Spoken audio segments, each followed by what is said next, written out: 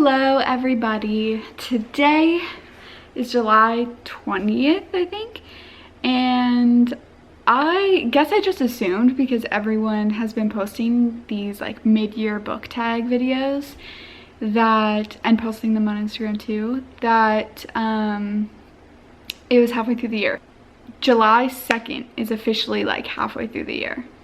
But anyways, that doesn't matter. We are going to be doing the mid-year wrap-up book tag thing.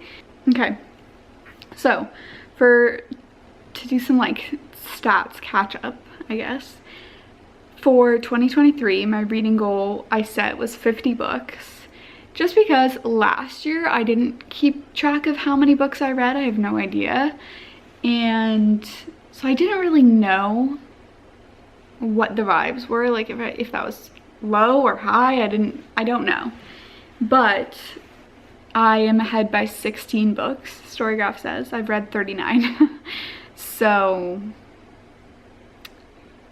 I could edit it and make my goal higher, but I think I'm just gonna like exceed my goal. Why would I change that?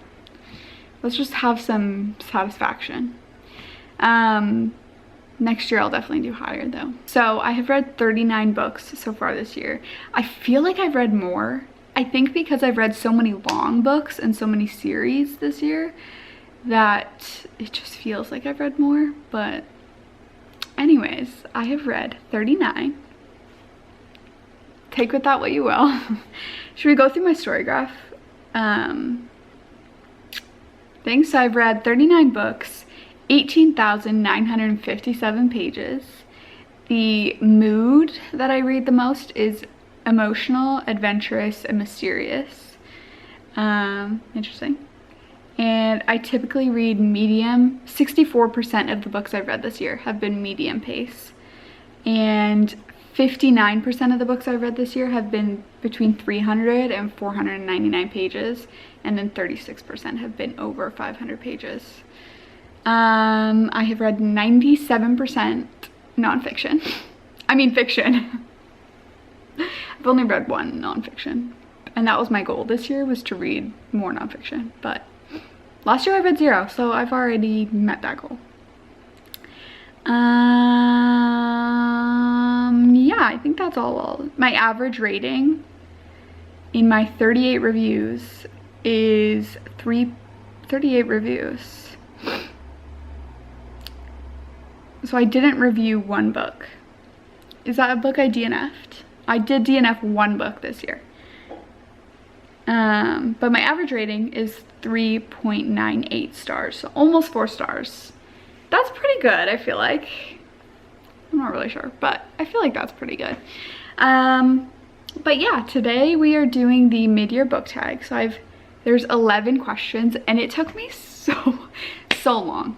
It took me so long to think of the answers for these, and I'm not 100% sure about any of them. But let's just jump right into it. So the first question is the best book. This is so funny, doing these tag videos and even doing the tags that I do on Instagram sometimes. It's so funny because this was all I wanted to do when I was like 13. No, like 10. And I would watch like Juicy Star 07, and even like book-wise, I would read watch Allison Reads. And I just loved doing tag videos. And I just feel like I'm back in like 2013. It's so fun. So the first question or prompt is the best book you've read so far in 2023. This was really hard and I couldn't pick one. So it's between two. The first one is Happy Place by Emily Henry. This book just like has something in it that I never thought that I would like an Emily Henry book more than I liked Beach Read. And she did it. Like, she somehow did it. I was so excited for this to come out, but I also was like, I don't know, it's just gonna be another I don't know. I just didn't know how high my expectations should have been, because I pre-ordered it and I just can't handle this book. Not only is Emily Henry's writing incredible, I just fell in love with this story. I'll try to keep it short because I feel like everyone has heard of this and has read it and knows about it, but in case you haven't, this is about Win and Harriet, and it's told in past and present perspectives, which I love always. Emily Henry does that quite often, I feel like, or just contemporary romance in general tends to have past present perspectives. But they meet in college and they become friends. They're kind of in the same friend group, and then they start dating. And then within this friend group, so it's very found family vibes, they do a trip every summer to Sabrina's lake house. And so Win and Harriet break up, and we don't know why, but they have to go on this trip and they don't want to tell their friends because they don't want to ruin the vibes. And there's like a big announcement that one of their friends makes, which makes them not want to tell everyone that they broke up even more. And there's just like a lot of other, it's basically about relationships, not only Win and Harriet's, but Harriet's with her friends, just everyone's relationships and their issues that they're dealing with. And it is so good. I have seen a few people say that it was specifically Steph in her 24-hour reading vlog. She talked about how it was so unrealistic, and I was like, I would definitely do. I feel like it was very realistic. It was a bit too realistic to me in my experience, so there's that. So this was like a 6-star read for me. The other choice for this one that I couldn't pick between was another 6-star read, and that's Babel by R.F. Kuang. This is a like monster of a book. It's not even that many pages. Like, I think Kingdom of Ash is close to 1,000 pages, but this one's like 540-ish. And it's just intense. Like, it's a lot, and I don't know that everyone will like it.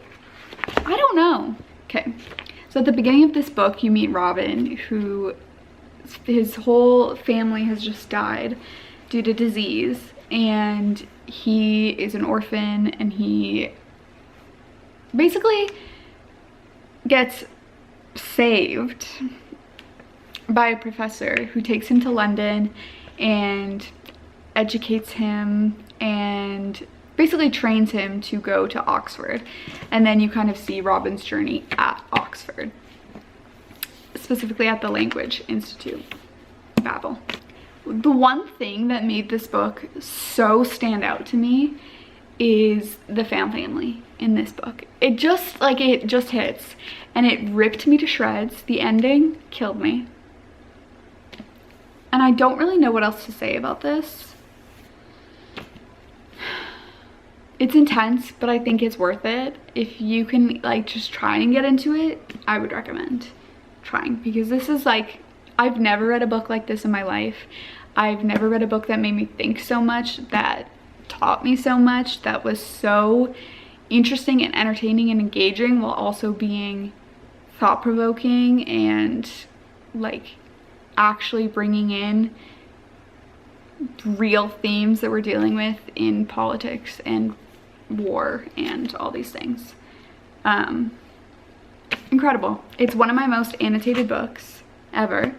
The anger I felt, never felt like that ever before. So if you want to feel some anger towards people, read that book, okay? The second prompt is the best sequel you've read so far in 2023. This was easy. This was an easy peasy one for me. How can it not be? Honestly, how can it not be? This is House of Sky and Breath by Sarah J. Maas.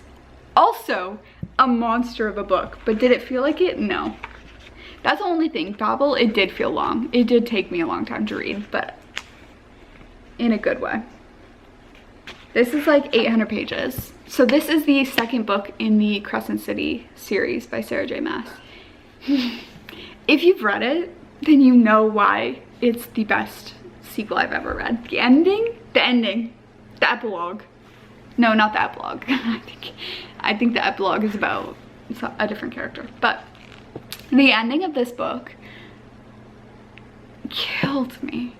Crescent City is not even my favorite book. It's probably my least favorite series of within the Sarah J. Maas cinematic universe, which is, it's my least favorite, but it's still amazing. Like, you just can't top ACOTAR and Throne of Glass for me. I don't love an urban fantasy, which is why I'm so excited for the end of this book. Anything Sarah writes is a 5-star for me. And I don't really know how to explain this series, so I'm just gonna not, and I'm gonna just say you should read it. Especially because this is the sequel. I can't really tell you anything that happens in this. But purely for the ending, this was also in the running for my favorite book of the year. It was definitely not. I can't pick this just because of the last like 10 pages. So. Okay, so next is new release you haven't read yet but want to. This is easy for me. I don't know when it came out, but I know it came out this year, so I'm considering that a new release. Fourth Wing by Rebecca Yarros. I have so many books to read that I just can't justify, and I'm kind of on a book buying ban right now. I can't justify getting it, and I can't find it anywhere. So anyways, so I'm just gonna wait, and I will eventually read it, but I want to read it so bad. I'm so excited to read it. The hype that it has been getting is just so exciting, and it makes me so excited to read it. Also, just like dragons, fantasy, that's all I know about it. I think it might be academia vibes, kind of, because it's like a training school. Not sure, but that is easily my most anticipated read as of right now. That's a new release. Then we have most anticipated release for the second half of the year. For me, that is easily Brothers Hawthorne by Jennifer Lynn Barnes. I have like, I think it's coming out in September. It might be like end of August, early September, so it's soon. And I have just a special love in my depths of my soul for Jennifer Lynn Barnes. She has always been someone who, she has always been like one of my favorite authors ever. I was obsessed with the Natural series by Jennifer Lynn Barnes when I was like 16. I think I read them for the first time, and they're definitely, that series is my most reread series of all time ever. I've read it so many times, specifically All In. I've read that one like 8 or 9 times, I think, and the whole series probably 4 or 5 times. So I was so excited that everyone is hyped about the Inheritance Games trilogy. So that's what this new release is. It is the, I've kind of have been avoiding seeing anything about it because I just want to read it. I just want to see, because I kind of am hesitant about it, and so I haven't been looking at any sneak peeks. I know she's posted a few sneak peek vibes, and I just don't look at them because I don't really want to know. I kind of want to go in blind. But it's the sequel to the Inheritance Games trilogy. So the Inheritance Games is basically about Avery, who all of a sudden finds out that this millionaire, billionaire, trillionaire, not sure, leaves her, passes away and leaves her his inheritance. And so she has to go and live with this family for a year, and there's 4 brothers, and they're like psycho aunts and parent and their mom and whatever. And so it's kind of like figuring out why he left it to her, and it's kind of like a mystery. It's kind of not, everyone says it's Knives Out vibes. It is, but it's very YA version of that. But yeah, if you guys liked that series, go check out her other books, okay? Go check out the Natural series, go check out the Fixer series. So good. But yeah, I don't know what the Brothers Hawthorne is even about. I believe it's gonna be focused on just the brothers. I don't know if Avery has to be in it, but like, okay, maybe let's find out together. And also I feel like I'm a bit, have a grudge against her right now, because why are we getting another Brothers Hawthorne and not another of any of the other series? She also has a book called The Lovely and the Lost, which is about rescue dogs, and it's adorable. And she also has a book, Little White Lies, or Lovely Little White Lies, or something like that. A series, there's 2 books, I believe, and that's also really good. It's about like, it's another kind of YA mystery vibe, and it's like debutante vibes. Anyways, how many times did I say vibes in the last like 20 seconds? Too much, I'll tell you that. What? So it's literally about all of them. So is it just another Inheritance Games book? Is it the 4th? Oh, it's the 4th Inheritance Games book. I thought it was, what?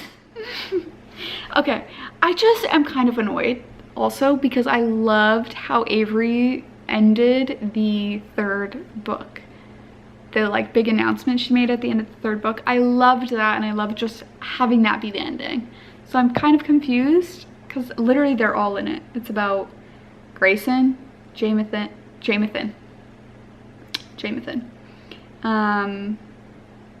and then with the help of their brothers and the girl who inherited their grandfather's fortune must dig deep to decide who they want to be and what each of them will sacrifice to win.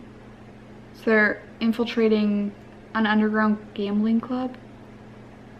Grayson's half-sisters. I don't know. I'm not sure. but I'm excited nonetheless. The next one is Biggest Surprise. I have 2 for this one as well. So first of all, Magnolia Parks by Jessa Hastings.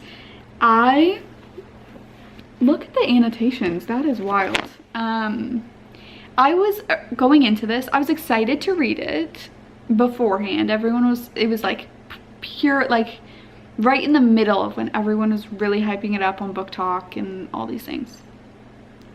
And then my best friend got it and read it, and she did not like it. So I was like, oh. So then I kind of had, I don't know, I just kind of thought I probably wouldn't like it.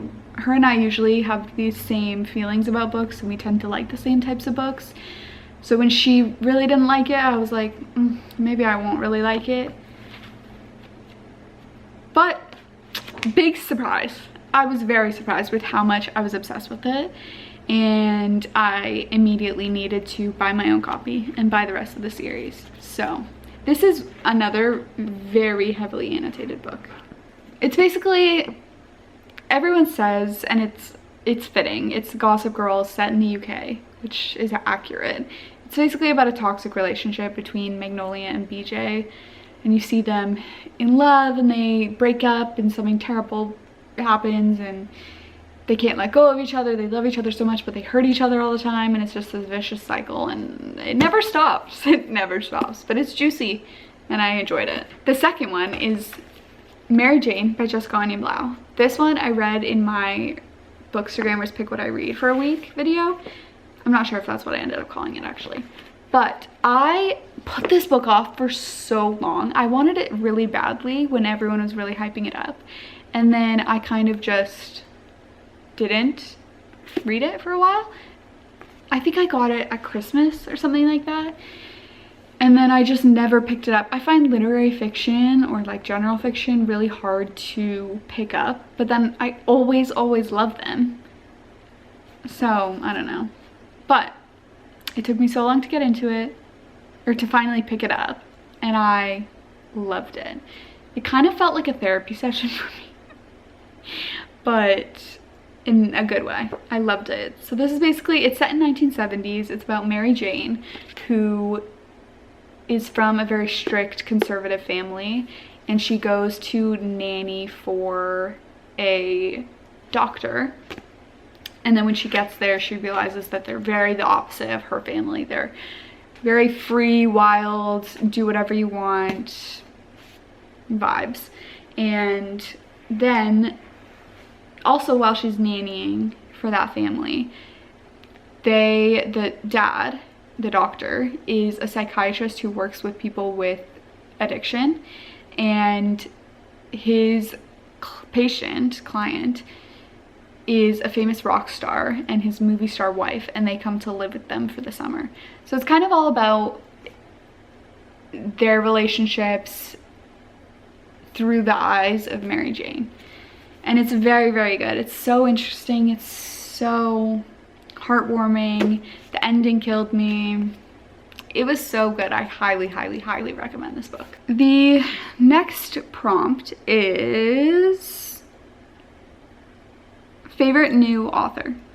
Easy peasy. She already got mentioned right here. I'm not gonna bring it out of the stack, but R.F. Kuang is my new favorite author. I read Babel at the very beginning of the year, I think January through February-ish time, and obviously I loved it.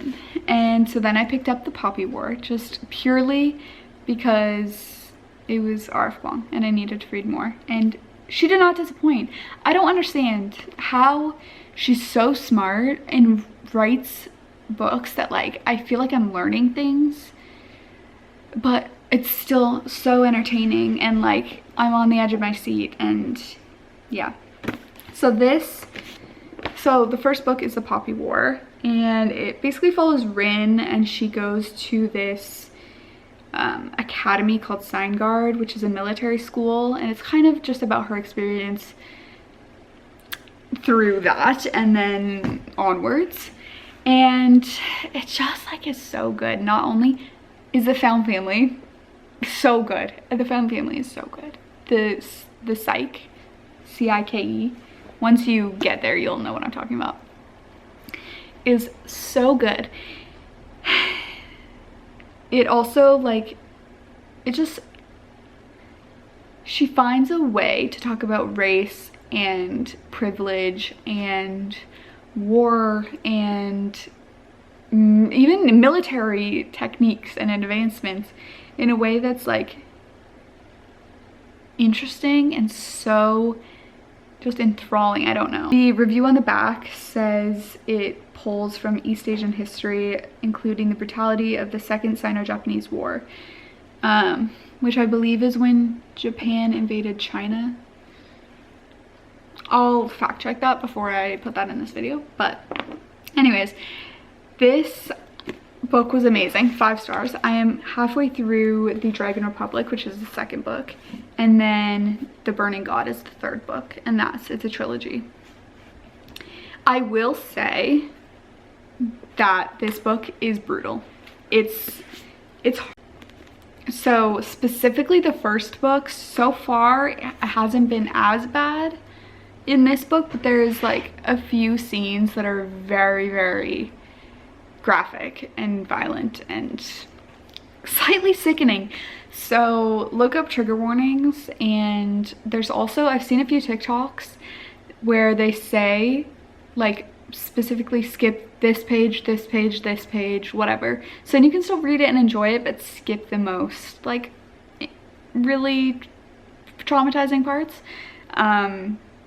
But yeah, I don't check trigger warnings because I'll read anything, but I was shocked. I was shocked at how like sickening it was. And I don't know how it's gonna end, and I'm not ready to read this. I don't know if I'll ever read this. I'm tearing up thinking about it because I don't know how I'm gonna survive it. Okay, that's just the truth. But yeah, overall, R.F. Kuang, I can't wait to read Yellowface, which is I think her newest release. And then I'll read, honestly, I'll read anything she wants to put out.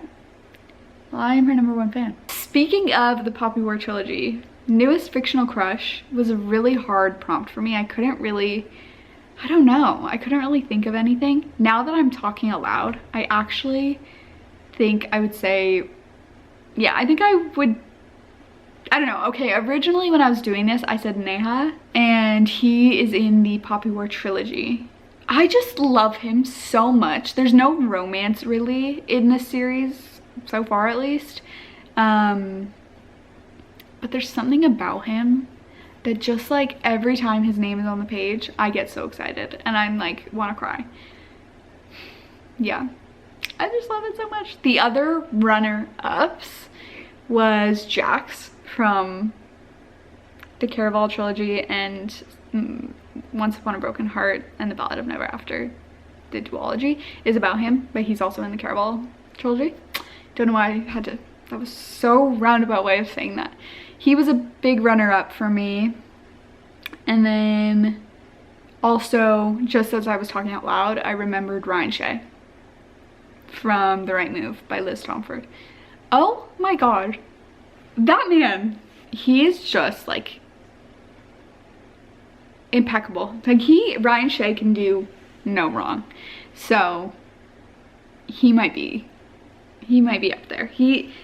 Neha still wins, but Ryan Shea is a close runner-up. Also, now that I was just talking about Ryan Shea, a third anticipated release is the third book in the Windy City series. I don't think it's out yet, but I think it's coming out any day now. I'm not sure. I'll have to check that, but okay, then the next one is Book That Made You Cry. All of them. I wrote down Happy Place because Happy Place was just like, whoa. I have photos of me crying. But I cried when I read House of Sky and Breath. I cried when I read Poppy War. I cried when I read Babel. I cried, yeah, like I cried lots. Yeah, so originally my like first instinct answer was Happy Place by Emily Henry because it hit me so hard. And yeah, I'll just leave it at that. I'll say Happy Place. I can't really tell you why or like explain why if you haven't read it without spoiling it. So book that made you happy. This one was a weird one for me because I don't know, like I don't know if it was weird to think about a book that made me happy. All reading makes me happy, but like most of the books I like are more emotional. They're not necessarily like easy breezy beautiful cover girl. Like House of Sky and Breath made me happy at the end. Shatter Me made me really happy because I was just like so excited to, like it was just the perfect read and I felt so good after reading that. But I don't know if that's what the prompt means. Do you know what I'm saying? Like it's such a weird, like I didn't read any comedies this year, but I ended up picking the Chestnut Springs series by Elsie Silver. It just was so fun to find a series that was just a rom-com vibe that I just wanted to keep reading, and I just flew through it. My favorite books are the third and the most recent one that came out. The third and the fourth book are my favorites. And there are like funny moments and like happy moments in those books, so I said that. But I don't know. It just felt like a weird prompt. Anyways, the second to last one is the most beautiful book you've bought so far this year. This was easy for me. It's Six Crimson Cranes by Elizabeth Lim. I die for this cover. I've seen a few like alternative covers and I'm so glad I got this one. I also got a crane tattoo on my back. Not from this book, but I was happy, like I think I had already scheduled the tattoo before I got this, but definitely it like gave me some more inspiration. And anyways, oh my god, there's a Stephanie Garber quote on the back. I just love this cover. It makes me so happy. So a book that made you happy. This one, actually this one did make me really happy. I loved the kind of like mythology fairy tale vibe it had to it, and it was intense while still being very wholesome. It was very wholesome. And I have the second book. I haven't read it yet, but I'm so excited to get to it. And I would highly recommend this book. It's really good. Last but certainly not least is what books do you need to read by the end of the year? I don't really have an answer for this one. I kind of just go off vibes. I don't want to put too much pressure on myself, but the one thing I do want to read is finish series. I have a lot of series I'm in the middle of. So I have the next Six Rooms and Cranes book. I have the next Atlas 6 book. I have, I've only read the first From Blood and Ash book, which I'm not sure about that series, but I do want to, like, I have so many that I'm in the middle of. I want to finish the Poppy War, but that's gonna be done this month or next month. Shatter Me is probably the top of my list. I want to read this whole series. I've only read the first book so far, which I read in my last video, but I loved it so much, and so I'm so excited to get into the rest of the series. Okay, so I hope you guys enjoyed this video. If you would like to chat about any of the books that I talked about, please DM me. I'm always chatting with people on there. My Instagram is Chanel's Library. If you have any video ideas, let me know. Yeah, I hope you have a great morning, afternoon, or night wherever you are, and I will see you guys in my next video.